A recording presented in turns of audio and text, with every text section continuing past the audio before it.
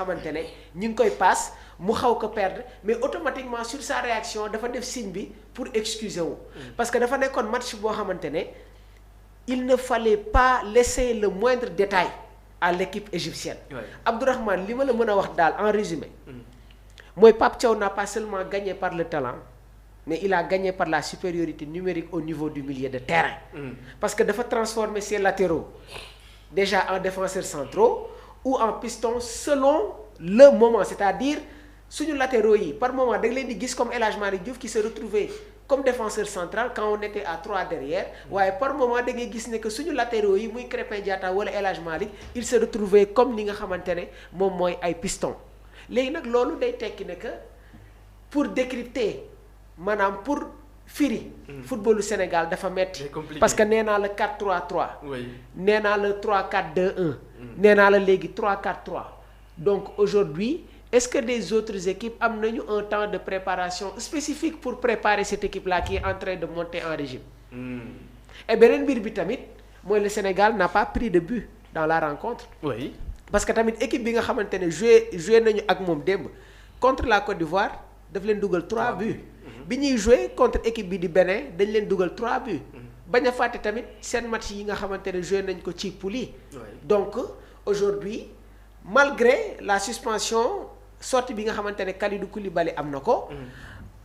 testé nañu équipe bi en termes de sérénité waaye tamit mental bi nga xamante ne affiché nañ ko tout au long de la période. et beneen mbir bi tamit mooy Pape Bouna Thiaw c'est comment jouer avec les équipes qui se retrouvent avec un bloc bas. contre la RDC bi ñu joué ci deuxième mi-temps bi wane na ko. bi ñu joué contre la RDC ci CAN bi ñu demee ci deuxième mi-temps bi li mu ñu proposé première bi ak deuxième bi wute na. bi ñuy joué contre le Mali bien vrai que c'était un match très compliqué am na loo xamante ne wane na ko. et face à l'Égypte mais est-ce que tey jii en dehors du Sénégal une autre équipe africaine ils peuvent créer la même prestation bi nga xamante ne moom la ñu gaynde yi wane démb. bugguma dugg nag dans l'analyse autocritique. mais en termes de gestion. le Sénégal est bien structuré. léegi nag match bi nga xamante ne joué nañ ko contre Égypte. day wute ak match bi nga xamante ne moom la ñu war a football ak le Maroc. sànq Maxu Mandela mi ngi jéem a ibbi benn brèche. naan quels sont les défauts. waaw dinañ si ñëw mais ñu dem step by step. dem étape par étape. waaw staff bi dafa am solo loo am solo. waaw moo tax félicitation à Mamour. oui. parce que dafa am lu mu waxoon loo xamante ni compétition peut-être que moom sa prêté ci attention. compétition bi daf ko wane. il avait dit presque 1 mois bien 2 mois avant la compétition nee na équipe Sénégal bi staff bi. war nañ ko étoffer war nañ ko yokk. mais il faut noter la bonne prestation du préparateur physique. C'est très important la bonne prestation du préparateur physique. Il est venu presque ci compétition bi noonu 1 mois 1 semaine xaw ma 2 semaines avant la compétition. mais soo leen seetloo bu baax Sénégal bëriwul depuis ba Coupe d'Afrique bi commencé ba léegi deuxième mi-temps bu ñu koy dominer mu sonn. waaw c'est vrai. c'est-à-dire défi physique bi. te loolu soo moytul moo nar a rey sonal marocain yi. parce que ces joueurs sénégalais sont très grands mais aussi très physiques. est-ce que yaa ngi dégg bu baax. ils ont une condition physique très forte. te loolu il faut attribuer la mention spéciale au préparateur physique. parce que ça veut dire que Pape Thiaw a vu juste parce que il faut aussi remercier la DTN il faut la direction technique nationale.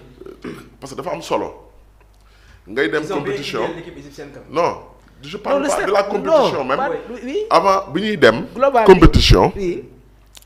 xamoon nañ ne ils avaient besoin d'un préparateur physique parce que bu leen fàtte ne ren bu njëkk Coupe d'Afrique da nga daan jógee match de poule rek dem quart de finale dem quart de finale dem demi-finale dem finale bii dafa am 8e de finale c'est-à-dire match yi dafa gën di yokk am na benn moment boo leen xam ni boo leen seetloo les matchs se faisaient à 2 jours 3 jours loolu soo amul équipe boo xamante ni dañuy taxaw physiquement donc maanaam préparé na ba nga xam ne ñun benn ba compétition bi commencé ba léegi su ma juumul benn forfait lañ ci am pour cause de contraction musculaire et les mooy ñaxate leurs remplaçants ont été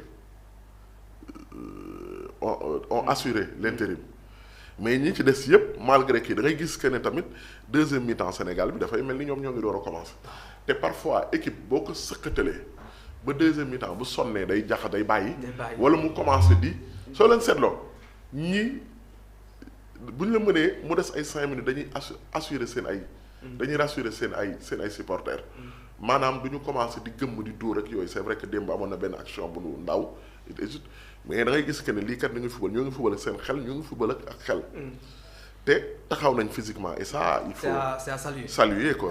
Très bien alors gis naa ne yàkkati ngeen trop ñu dugg ci match bi nga xam ne ni war na dox diggante Sénégal ak Maroc mu nekk la finale mais quand même bëgg naa aussi attitude des Égyptiens ak aussi leur coach gis naa match bu jeexee mu daal di tàllal ses 7 doigts jàpp ne Égypte am na 7 Coupe d'Afrique ci seen maillot mais aussi tamit daal day accuser corruption ak aussi de favoritisme mais aussi tamit jàpp ne am na ñu bëri ñu leen di xeex ba démb sax gis nañ ko ci stade bi Mamour ñu analyser l'attitude des Égyptiens est-ce que ay mauvais perdants lañu.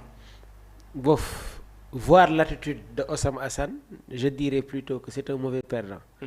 Et constat bi may def mooy équipe Maghreb bi en dehors de la Tunisie gis nga bërki démb li xew contre Algérie Nigéria gagné leen ñu indi un énorme scandale envers l'arbitre sénégalais ne dañ koy porter plainte ba pare il y a eu des éclatements bi match bi jeexee mais man démb vraiment je m'attendais pas à la réaction de Osam Hassan.